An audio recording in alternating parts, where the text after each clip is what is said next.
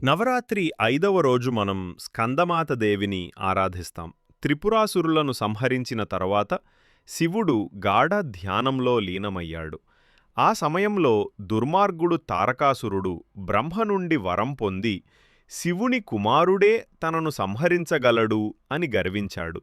ఆ అహంకారంతో తారకాసురుడు లోకాన్ని అణిచివేశాడు. అప్పుడు పార్వతీదేవి కఠోర తపస్సు చేసి శివుని ప్రసన్నం చేసుకుని కార్తికేయుడిని ప్రసవించింది.